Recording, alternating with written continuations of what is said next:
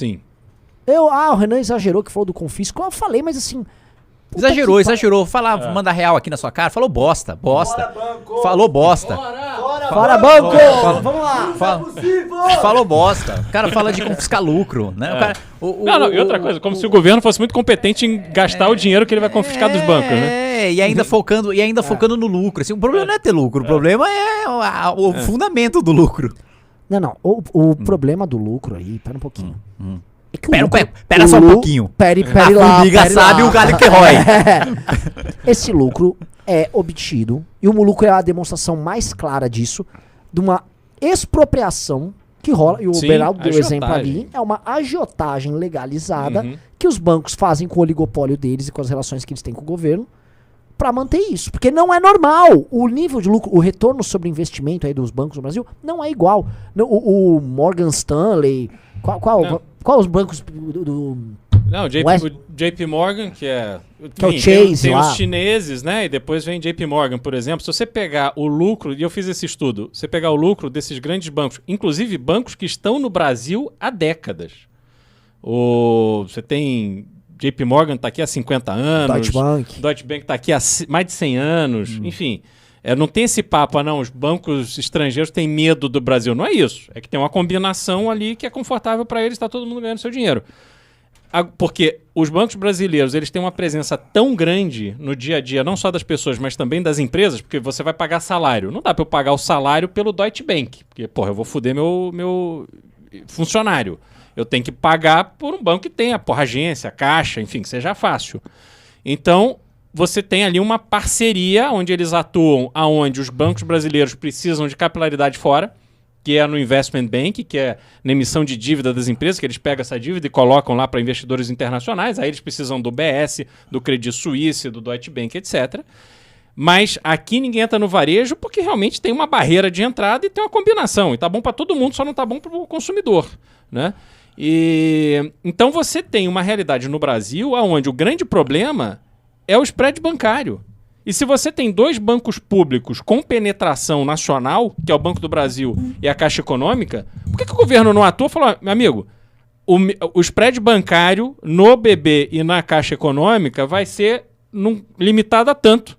Mas eles já não fizeram isso, deu caca? Deu, porque o governo... mas o governo precisa de dinheiro do Banco do Brasil, né? Vai ver quantos bilhões o Banco do Brasil distribuiu pro governo federal. Entendeu? Assim, não tem nada...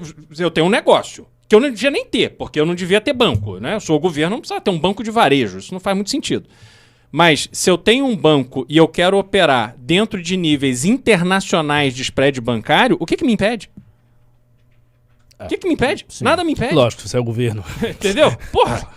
Não, vai ter muita inadimplência. Aqui vai ter muita inadimplência, meu amigo. Inadimplência é quando você extorque o cara. A gente teve uma inadimplência muito grande lá pra 2012, 2013, quando tava sendo cedido muito crédito. Você vai lembrar dessa época também que a Dilma fez essa política, porque a gente tava no fim do ciclo. E no fim do ciclo tava todo mundo, empresa e pessoas, estavam todo mundo engasgado, e que foi a crise que a gente teve em 14. Não, mas aí tem um outro fator, Renan. É porque o mercado de dívida, essas dívidas, o que acontece? Você vai lá e financia um carro no Bradesco, sei lá. Aí o Bradesco pega 100 mil pessoas que financiaram carro com ele pega essa carteira. Isso, na verdade, acontece geralmente em bancos menores para bancos maiores.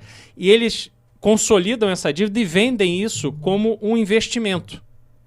E aí, como você tem uma demanda muito grande de compra dessa dívida por pessoas que querem ganhar mais do que o CDB paga, então o CDB paga 10% e um lote de dívida de pessoas que financiaram casa ou carro, enfim, seja lá que dívida que for, vai ser 15, vai ser 20, 25, dependendo do tipo de ativo.